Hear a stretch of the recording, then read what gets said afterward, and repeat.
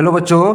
तो gamma function का एक हमारे पास इंपॉर्टेंट क्वेश्चन है। देखिए क्या है, प्रूफ करना है हमें इंटीग्रेशन 0 से लेके 1 तक √1 - x⁴ dx is equal to gamma 1/4 whole square upon 6 √2π। ठीक है, क्वेश्चन हमारे पास ये दे रखा है, हमें इसको क्या करना है, प्रूफ करना है। LHS is equal to RHS। चलिए वीडियो को शुरू करते हैं। सबसे पहले हम लोग क्या कर लेते हैं, put x⁴ is equal to Y, यानी ये जो x⁴ है ना, इसको हम लोग y मान लेते हैं। ठीक है, जिससे x की वैल्यू क्या आएगा, x की वैल्यू आएगा y⁴ पावर यहाँ पे x⁴ है, ये इधर आएगा तो इसके ऊपर y⁴ 1/4 हो जाएगा। अब देखिए हम लोग dx की वैल्यू निकालते हैं, इसका डिफ्रेंशिएशन करते हैं तो क्या हो जाएगा, 4x³ dx is equal to dy, जिससे dx की वैल्यू क्या आएगा, dx is equal to 1/4x³। ठीक है, dx की वैल्यू क्या आ जाएगा 1/4x, ये जो मल्टीपल में इसके डिवाइड में आ जाएगा। dx is equal to 1/4 y⁴ y की x की वैल्यू क्या है, y⁴ 1/4, यहाँ x की है यानी y⁴ 3/4 हो जाएगा। फिर इसका रेसिप्रोकल करेंगे तो क्या जाएगा, dx की वैल्यू हमारे पास क्या आएगा 1/4 y⁴ -3/4 dy। Final value dx की वैल्यू क्या है 1/4 y⁴ -3/4 dy। इसका अगला स्टेप देखते हैं। हमारी क्वेश्चन क्या था, 0 से लेके 1 तक √1 - x⁴ dx, जिससे हमने x की वैल्यू निकाल लिया था।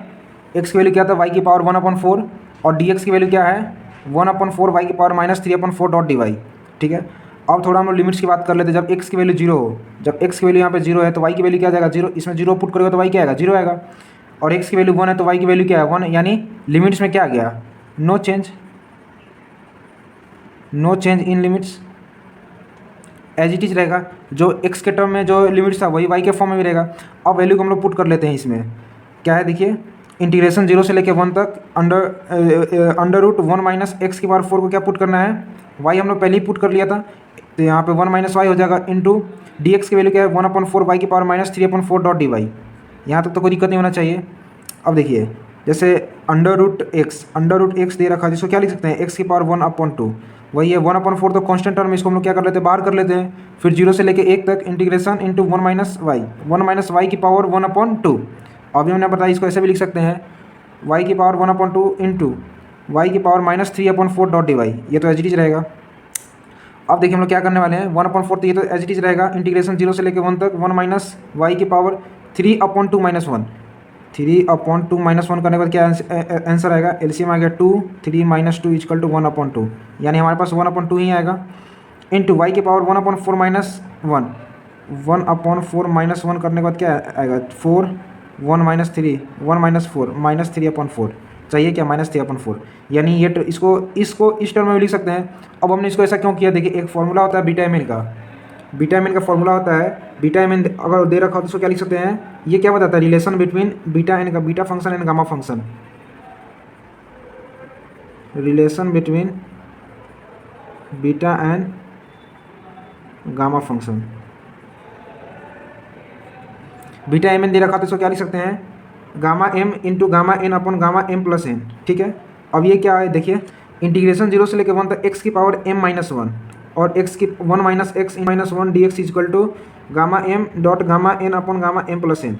अब देखिए x ये है, x की बात करें तो ये क्या है, x है हमारे पास, और 1 - x। अब ये पूरा फंक्शन y के फॉर्म में, से कोई दिक्कत नहीं है। तो फॉर्मूला ये तो जनरल होता है, सभी के ऊपर एप्लीकेबल होता है, चाहे वेरिएबल कुछ भी हो। 1 - x है, यहाँ पे 1 - y है, तो 3/2 क्या हो जाएगा, या तो आप इसको m मान ले या इसको n मान ले, कोई दिक्कत नहीं है। जिससे हमारे पास क्या वैल्यू आएगा 1/4, तो ये एज इट इज रहेगा बीटा 3/2 इंटू 3/2, 1/4, यानी ये क्या है m है और ये क्या है n है।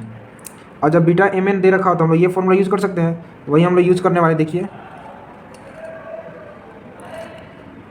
1/4 तो एज इट इज रहेगा gamma 3/2 into 1/4, gamma 3/2 into 1/4 upon gamma 7/4। आप इन दोनों को ऐड करोगे तो क्या आ जाएगा 3/2 प्लस 1/4, एलसीएम कितना आएगा 4, 2 2 जा 4 यानी 3 2 जा 6 प्लस 1 यानी 7/4। 7/4 हमारे पास दे रखा है गामा।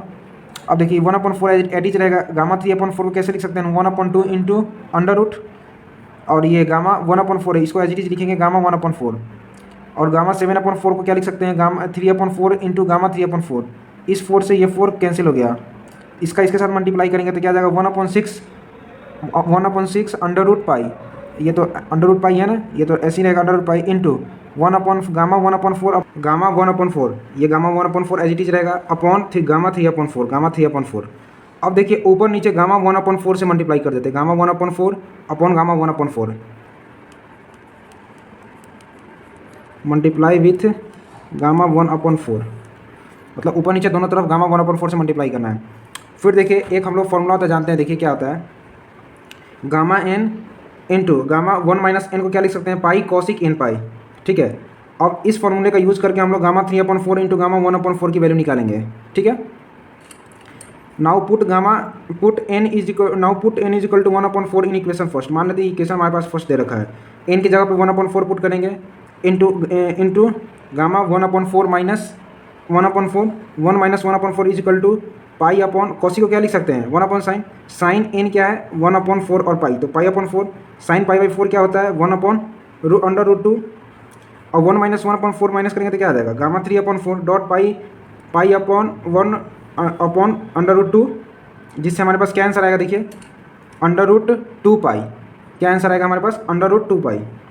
यानी इस पूरे टर्म में क्या, देखिए gamma 1/4 into gamma 3/4 into gamma 3/4, इन सभी टर्म की जगह पे क्या लिख सकते हैं √2 पाई, √2 पाई हम लोग लिख देते हैं। देखिए यहाँ क्या आएगा, देखिए √π/6, √π/6, और इन दोनों का मल्टीप्लाई करेंगे तो क्या आ जाएगा, देखिए गामा 1/4 का होल स्क्वायर, इन दोनों का मल्टीप्लाई करेंगे तो क्या आएगा गामा 1/4 का होल स्क्वायर ही आएगा ना, और नीचे देखिए नीचे क्या आएगा, इसका इनका वैल्यू क्या निकाले हम लोग √2 पाई।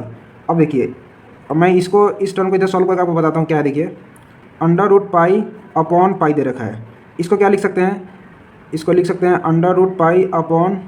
√π/√π इंटू √π, एक पाई से पाई कट गया, अंदर क्या बचेगा, नीचे क्या बचेगा √π, तो वही है यहाँ पे।